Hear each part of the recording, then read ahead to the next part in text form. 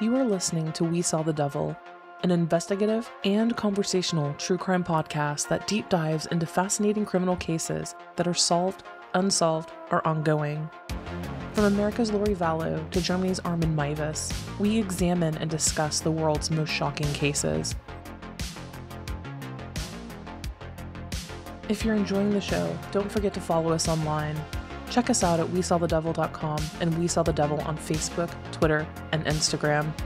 And don't forget, you can become part of the show by backing us on Patreon.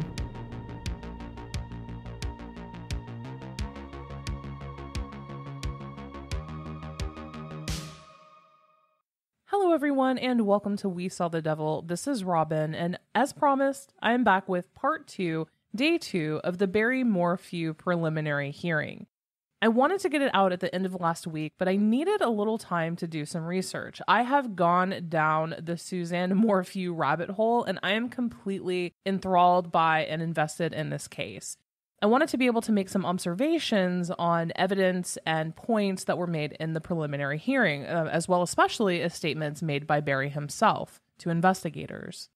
And guys, there is a lot. I think I've spent most of my waking moments over the last 4 days researching this case, reading about it. It is a doozy. There is a lot to cover. So before we get into day 2 of this prelim, let's get our quick housekeeping out of the way. You can find our website at WeSawTheDevil.com. Likewise, you can find the show across all social media as We Saw the Devil. If you're enjoying the show, want to financially support it and get some really cool stuff in return, don't forget we do have a Patreon. That's patreon.com/We Saw the Devil. For as little as $3 a month, basically the price of a cup of coffee, you can support the show, get a sticker, postcards, merch, posters, notebooks, all sorts of stuff, as well as a really cool private Facebook group where we discuss cases and our day-to-day lives, get to know us a little bit better. And as always, if you are enjoying the show and you can't quite financially back it, please leave that 5-star review. You can do so from your phone or your computer. If you go to Apple Podcasts, aka iTunes, go to the show page and just drop that 5-star review, and that means more to us than you know. All right, so let's talk about the prelim. As you know, the very first day of the prelim was on August 9th. It followed up with a second day on August 10th. We're going to take about a week and a half break, and then the next 2 days of the prelim will be on the 23rd and 24th. So we have some time here to think about things, mull it over, do some research, and so forth. And don't forget, if you are in or near Chaffee County, Colorado, you can actually go to the courtroom and watch it live. You can be there. Watching the news and whatnot, it looks like the line started at 4 a.m. outside in the parking lot of the courthouse, which, COVID, you cannot pay me money to go be in an enclosed courtroom right now, but you do you, honey boo boo. Unfortunately, it is still not being broadcast online. So all of this information is coming from a variety of different journalists that I have followed and compiling this information here for you. Big shout out. And I have to say, if anyone knows her personally, please give her the world's biggest high five.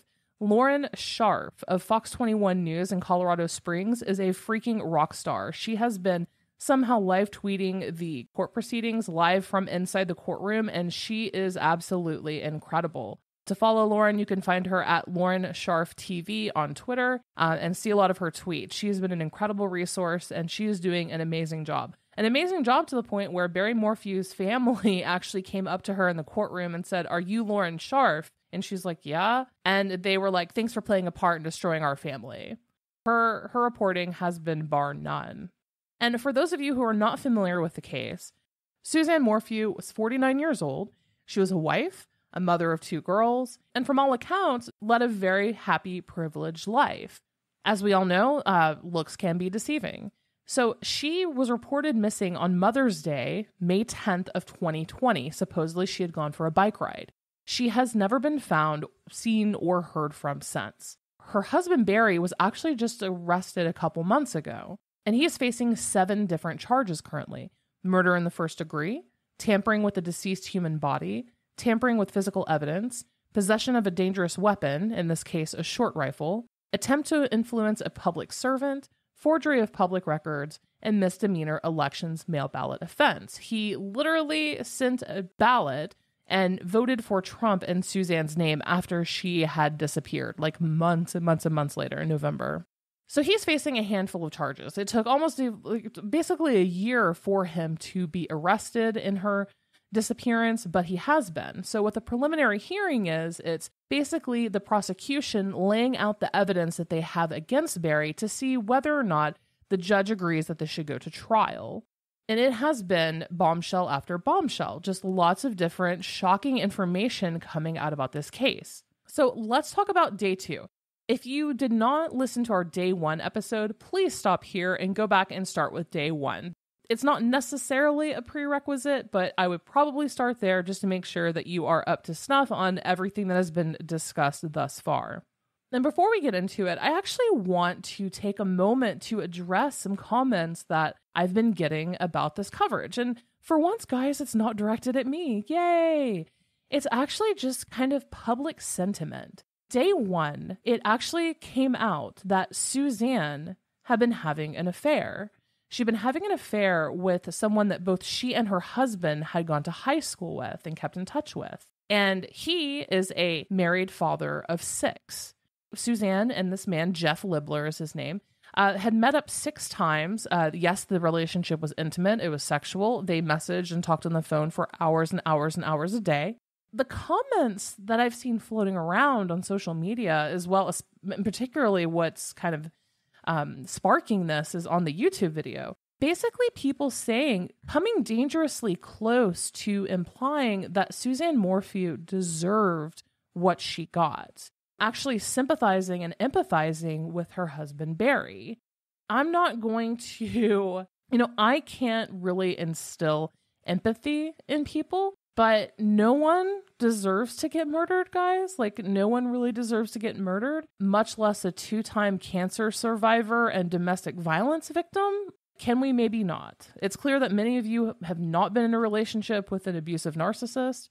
I think some of you may need to take another gander at your priorities and heart there, because it's pretty sick. It is absolutely pretty sick.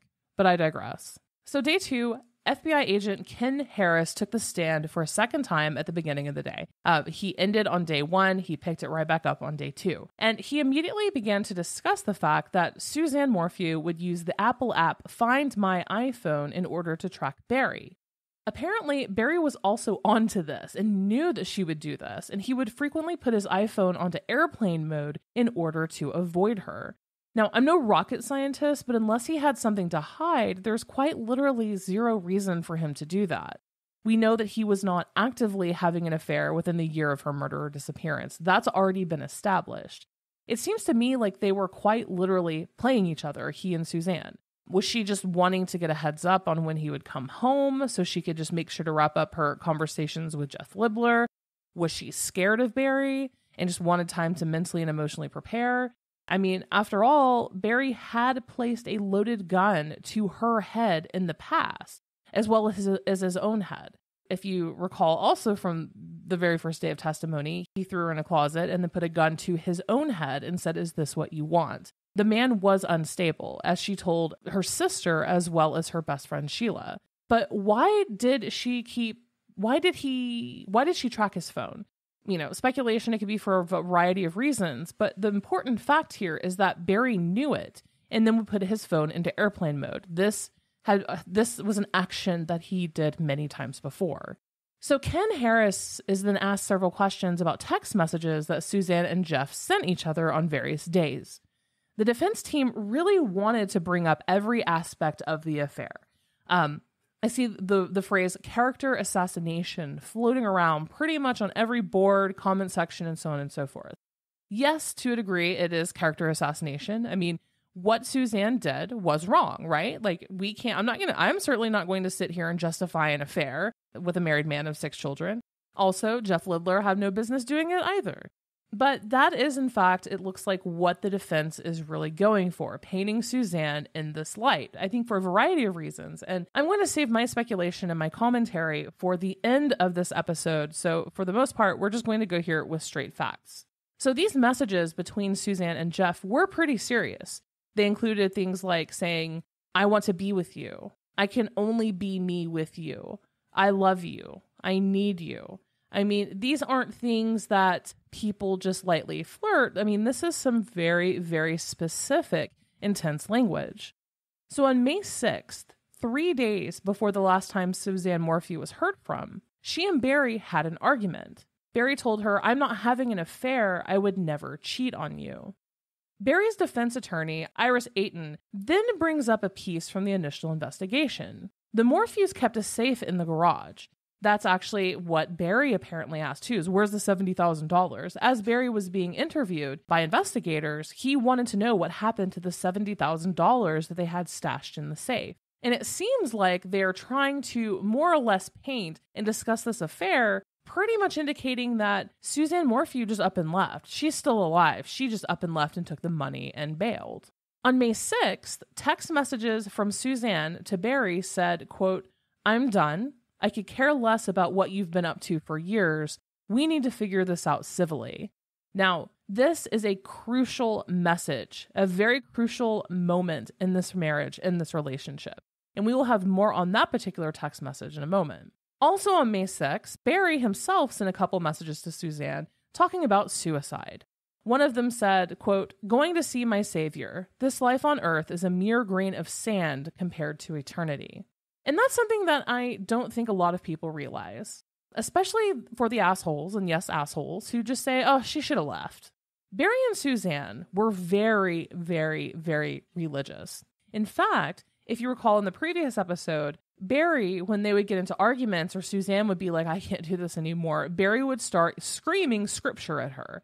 So they were both very, very religious. Suzanne attended services at her local church up until COVID hit, and then she was doing online services. If you recall also, Jeff said that he wanted to marry her, which, F you, Jeff. I mean, you're already married with 6 kids, but, you know, whatever. And Suzanne would be like, "I can't marry you. Biblically, I cannot marry you, and I can't just get a divorce." Then Attorney Ayton asks Agent Harris about Miles Harvey. Do you remember him from the last episode? He was Macy Morphew's boyfriend, who she called to go check on Suzanne while she and her sister were on their road trip. So Attorney Ayton asks Agent Harris about what Harvey heard about the Morphew marriage. And he claims that through Macy, he had only heard that Barry was a workaholic and never home, and that it also wasn't a perfect marriage. And the pattern in their text messages, it was pretty consistent on Barry's end. In one message he wrote Suzanne, he said, quote, "I promise you, you are wrong about all the crazy thoughts about me. Why would I want another? Only a fool would stray from an angel like you." Now, Barry Morphew may not have been cheating on Suzanne actively over this particular year, but he had in the past.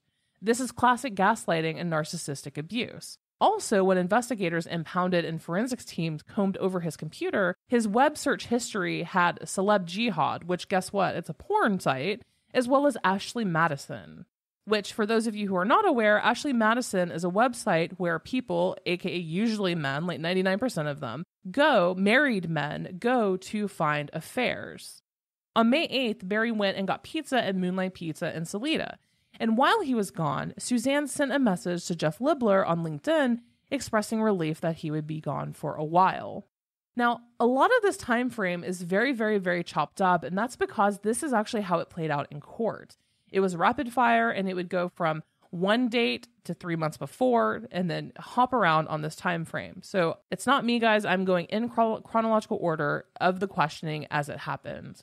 And again, the defense team is trying to point out that Suzanne was basically over Barry, like entirely. Thank God he's gone. He's getting pizza. I'm good for a while. Guess who's alone now, is what she said specifically. So then the defense team immediately pivots to April, a month before she disappeared. Suzanne apparently opened up a secret checking account with Green Dot Bank and Royal Compass Management. Attorney Ayton asked Harris if he investigated this, and he said no. Now, I'm not sure if that just means that he didn't personally investigate it or if it wasn't investigated as a whole. The focus then turned to Barry Morphew's cell phone for the first time, which is something that we have not really heard about. And on his phone, as I just stated, there were searches from multiple dating and porn sites, including Ashley Madison and Celeb Jihad. Back to Celeb Jihad, it's a satirical porn website, and it's known for leaked celebrity nudes and also ones that are deep faked. And by all accounts, by multiple journalists, Barry did not like hearing about this in court because as the investigators were discussing this at this prelim, he would frequently fidget and sit with his arms crossed. He was angry. And that's something else that's really fascinating about Barry Morphew is that his body language is very, very, very extreme. Whereas, people like, say, Jodi Arias or even Chad Daybell can sit in court, words are spoken about horrific atrocities that they've supposedly committed, and they're just sitting there like, chill. Barry Morphew is the exact opposite. He is angry. He is just viscerally upset by all of this and looks like he is going to explode. So the defense team did not like this line of questioning about the porn and immediately came back and asked Agent Harris if they could tell who made these searches on Barry's phone. Harris replied that law enforcement is unable to determine who did, only that it was searched for on the device. Harris is then asked about a conversation that Barry had with Holly Wilson, one of his and Suzanne's closest friends. In this particular conversation, Barry had accused Suzanne of sleeping with a man in a basement back in November. No one knows who this man is. Who is this man? Is he referring potentially to Jeff Libler? No one knows. In any case, Barry said, quote, "I will shoot off his balls and stuff them down his throat." And when Holly asked Barry what the last thing he remembers saying to Suzanne before she disappeared, Barry could not answer. He stumbled and did not remember. All right, so back to that text message from May 6th, where Suzanne finally expressed her desire to be done with the relationship. Again, it said, quote, "I'm done. I could care less about what you're up to and have been for years. We need to figure this out civilly." Now, what's interesting is that Barry actually deleted that text message from his phone, but investigators ended up finding it anyway via a search warrant. And according to an interview with Sheila, Suzanne's best friend, this marked a very, very, very important milestone for Suzanne. She'd never told Barry this directly before. And it's also especially interesting that it comes 3 days before her disappearance. Suzanne had been so racked with just disgust for Barry for so long, she actually made a list of pros and cons of leaving him and why she needed to leave him. And don't forget, she was still battling cancer, Hodgkin's lymphoma. She was going through basically round 2 of cancer treatments. And her biggest fear was that she could not recover or successfully get through her cancer treatments if she was still in that marriage and all the stress and all the fighting. Now, on May 8th, and this is just the day before, the night before Suzanne went missing, her Facebook account codes were reset. Her account then sent friend requests to 23 people, almost all friends back in Indiana that they knew, and out of these 23 requests, 20 of them were men. Investigators obviously asked Barry if this was him, and he said no. And much like day 1, day 2, a good deal of time was also spent talking about Jeff Libler. So they did touch on Jeff Libler here. What was he doing for the days of, up to and after Suzanne's disappearance? Well, it has been confirmed that he was actually in Michigan working on a dock project. On the 10th, he sent Suzanne a Mother's Day text, more or less acknowledging that she was having a rough day because her mom had passed away. Mother's Day was a very difficult holiday for her. On the 11th, he sent her well wishes for a cancer treatment that she had scheduled. Now, Suzanne was clearly gone as of the 9th in the afternoon, so her phone never replied. And after the 11th, after his well wish for the cancer treatment on the 11th, Jeff never messaged Suzanne again. So after all of this testimony, there was a break in court. And then the next witness came up, former FBI agent Johnny Grusig. And this is actually, he's fascinating. He has quite the resume. He worked on terrorism and violent matters, and he specializes in cases where no bodies have been recovered. He also has a great deal of experience and training in behavioral analysis. Agent Grusig was given Barry Morphew's phone, as well as the 600 plus pages of data from Barry's work truck. And he was also brought in to interview Barry Morphew directly due to that behavioral analysis experience. So according to former Agent Grusig, the telematics from Barry's work truck on May 9th corroborated his story as far as where he was. He went to a job site, he went home to eat with Suzanne, and then back to estimate a job. And then there were text messages between Barry and Suzanne on the morning of the 9th. So at 9:50 a.m., Barry asks Suzanne, want to go for a hike? Suzanne says, where? And no reply. Barry did not reply. Later on, Suzanne asked him at 10:30, want to meet to hike? And then Barry replied, no, coming home. Suzanne said, get hot tub stuff. This is on the 9th, the day before she was reported missing. So Barry returned home at 2:44 p.m. During this time, Suzanne Morphew was sunbathing on the deck of her home and talking to Jeff Libler. Don't forget, she sent Jeff that text message that said, guess who's alone now? She also sent him a selfie of her sunbathing, and that is the final known picture of her alive. Now, Barry's phone shows him running all around the exterior of the house. And when Agent Grusig asked Barry about this in their initial interview, Barry replied, I shoot chipmunks. I've shot 85 chipmunks. Also worth noting separately is that Barry was an avid hunter. He also owned a deer farm in Indiana, which, if you know what a deer farm is, in his case, he owned a farm that literally raised deer for the purpose of hunting, because nothing else is more fair. He's also known as an incredible tracker and was very, very, very, very vocal that he could skin a whole raccoon in 38 seconds. And then Agent Grusig begins to basically lay out a timeline based on all of this cell phone data. And it's pretty damning. Again, at 2:44 p.m., Barry returned home and immediately put his iPhone into airplane mode. Now, why, if he previously has done that to basically circumnavigate Suzanne previously, right? Why would he put his phone in airplane mode when he arrives home? Now, his work truck doesn't move from 2:44 until 4:44 in the evening. So for 2 hours, his truck doesn't move. At 4:44, Barry's truck door opens and closes. At 5:33, the battery in his truck was removed, and then what that does is it causes a system reboot. With the data on the truck, it caused a complete reboot. So again, guys, he literally just removed the battery and then popped it back in to reboot the system in his truck. At 9:25 p.m., the gear shift goes from park to reverse and moves backward in the driveway 95 feet. At 10:17 p.m., Barry takes his phone off of airplane mode and is at home. So what we do know is that sometime between 4 and 5:30, Barry went to the Salida Stove and Spa to get stuff for the hot tub, as per the text messages, what Suzanne had requested him to do. Investigators interviewed the owners and employees of the store, and they claimed that Barry was acting normal as usual. They had seen him frequently. They said that nothing appeared off. He then went to Broomfield to survey a job site. And then by 10:17 that evening, his phone was back home. So again, 4:44, his door opens and closes. At 5:33, there was a reboot in his truck. At 9:25, he's magically back at his home, and then it goes backwards in the driveway. And then at 10:17, he's at home. But let's move to Mother's Day. Let's move to, now we're at 10:17 now on May 9th. Let's just move a couple hours. Let's go to Mother's Day, the 10th. Continuing on from Barry's movements. At 3:25 a.m., we're talking a.m., 3 o'clock in the morning, Barry's truck doors opened and closed.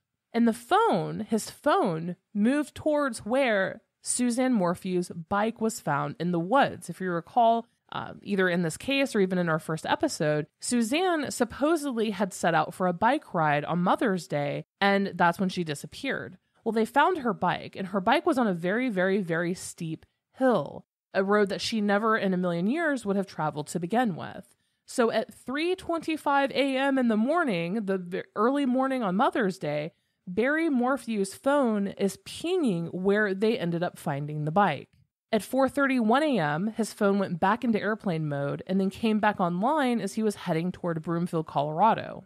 Around 5:37 a.m., he was then heading towards Buena Vista. He immediately texted his mother Shirley Happy Mother's Day and then texted Suzanne at 6:10 a.m.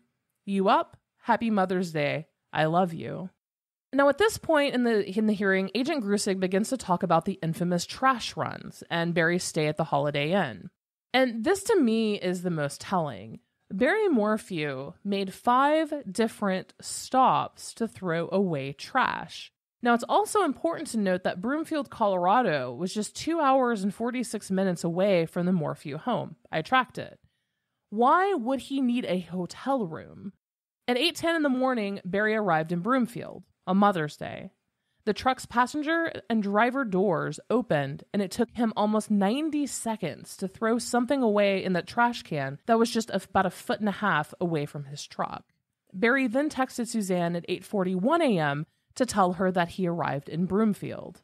He then traveled to the Holiday Inn Express and parked on the south side. He basically parked around the back of the parking lot next to a trash can, where again the truck doors opened and closed. He went inside to check in, ate a free breakfast, because I guess when you kill your wife, the very first thing you want to do after as you're disposing of her body is eat breakfast, right? But I digress.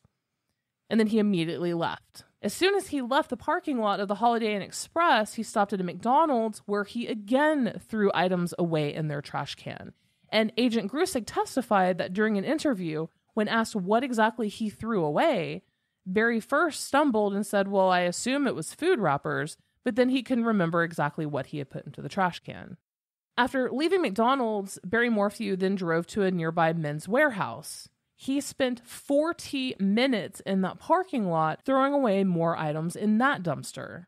For his fifth and final trash run later that afternoon at 12:27, Barry placed a very large trash bag, a tree planter, and a camouflage jacket in a trash bin in the parking lot back at his Holiday Inn. And this one, according to Barry himself, included tranquilizer material. So this is at 12:27 in the afternoon. Barry then goes into his hotel room and does not leave until 5:55. When he comes out of his room, it's caught on CCTV, he has showered, he's wearing a new shirt. And another lie here, because Barry initially told investigators that he had been working at a job site that afternoon. And in my best Maury Povich voice, the CCTV footage determined that that was a lie. Because here's the thing. One, he wasn't. And two, it was Sunday, and you actually can't work in Sunday. Like, you can't work on Sundays in Broomfield. Third, the job required use of his Bobcat, which he did not take to the site. During this time, at 12:06 p.m., Barry calls his daughter Mallory. At 3:30 p.m., he texts Suzanne and tells her to call him. So a little after 6 p.m., Barry took multiple trips in and out of the front hotel entrance, bringing in tools. He asked the front desk person if it would be okay to leave them for his workers who were coming in later to grab them, and they were hand tools. Now, Jeff Puckett was a landscaper and contractor that Barry had hired to come in and work the job.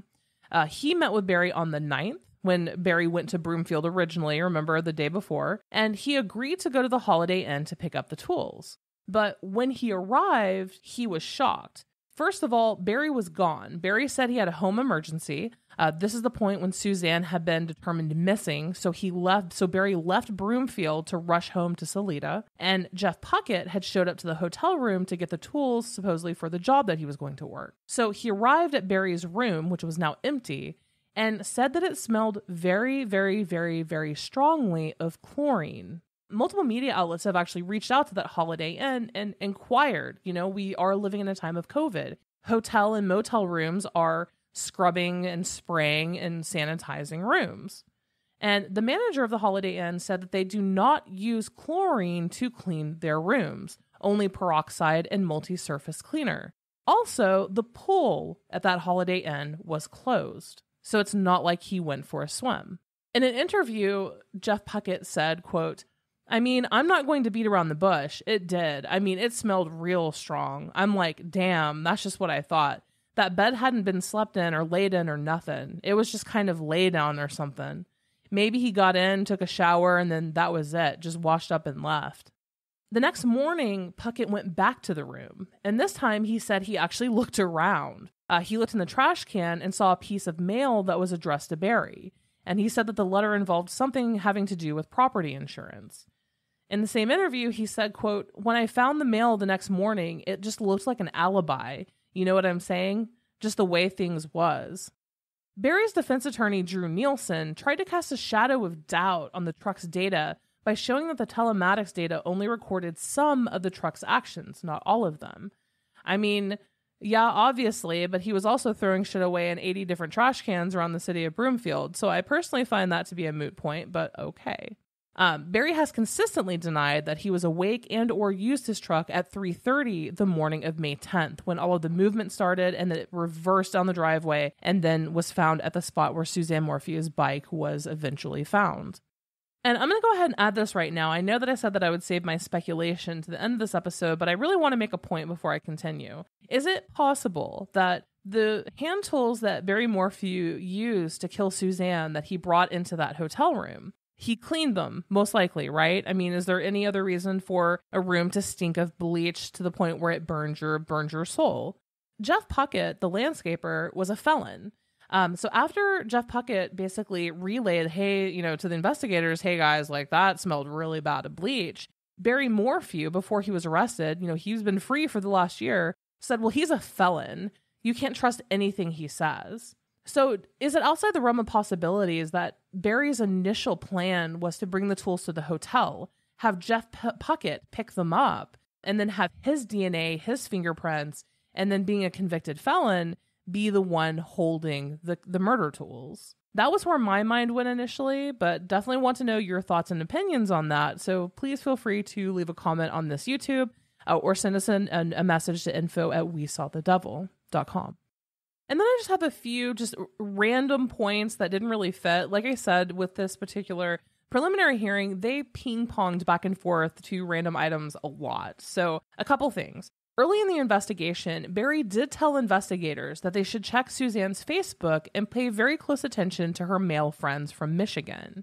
Did he know? Did he know that she was having an affair? He's claimed that he did not. Barry gave the prosecutors no indication that she was having an affair, said that he was shocked to learn it. Why would he then tell them to pay attention to her male friends from Michigan? And I see in a lot of YouTube comments and forums and whatnot that there's no evidence. There's no evidence. There's no blood evidence. There's no direct evidence. Don't forget, guys, that there's only two kinds of evidence: direct and circumstantial. And currently under the law, they are in fact treated equally by the courts. So direct evidence would be defined as an eyewitness to the crime that was committed, a confession by the perpetrator of said crime, a video of a crime. Circumstantial evidence is literally everything else. We have the forensics, we have the DNA, we have the physical evidence, we have behavioral statements, texts, phone calls, GPS, the body even. Anything that you can think of that would basically not be an eyewitness or a video of the crime as it was occurring. And like I said, they're both treated equally. So just because this entire case is built upon circumstantial evidence doesn't mean that Barry Morphew is going to be let off or that he didn't kill her, because it is very, very, very, very much not the case. And it seemed like the defense was trying to imply that Suzanne Morphew had just picked up all of her shit and just left for Ecuador by herself. And I think that many people online have been thinking that that's where she went, which, how? So what you're telling me is that on the same day Suzanne Morphew went missing, Barry resets his car data history, turns his phone on airplane mode, his phone ping where the bike was found, throws his coat away, his shoes away, changes clothing multiple times, makes 5 trash stops. The man doesn't even remember what he threw away except for tranquilizer material and food wrappers. Then they find a tranquilizer dart cap in his dryer. His house smells like chlorine, and so does his hotel room. And then he votes for his dead wife, knowing that she ain't coming back. So in my mind, it's pretty clear already. But also in a court of law, a jury must convict someone beyond that reasonable doubt. And currently, unfortunately, guys, there is a lot of potential doubt. In the Lori Vallow case, people are always saying, shitting all over Mark Means, which he's dumb. But Chad Daybell's attorney, John Pryor, is a good attorney. He is actually a very good attorney. Now, in this case, Barry Morphew's defense team, they are fucking rock stars. Drew Nielsen and then attorney Ayton, they are absolute powerhouses at what they do. They have gotten people off who literally were one step away from holding a gun or a knife just on that doubt. So it's just, I think that's possibly why I'm so fascinated with this case as a whole, is it seems like all the pieces are coming into play, and it looks like Barry obviously did it. I mean, circumstantial evidence would point that way, but there's still so much doubt, and in our legal system, doubt can be everything. Here is a loose timeline of what I personally believed happened.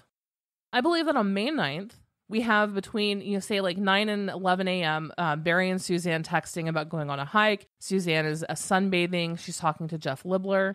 Between 11, like noon and 1, Barry's home. His phone is pinging all over the place crazily. He told investigators that he was shooting chipmunks. And then he later told investigators that he was looking for a turkey that Mallory had shot some time ago. So again, his story changed there.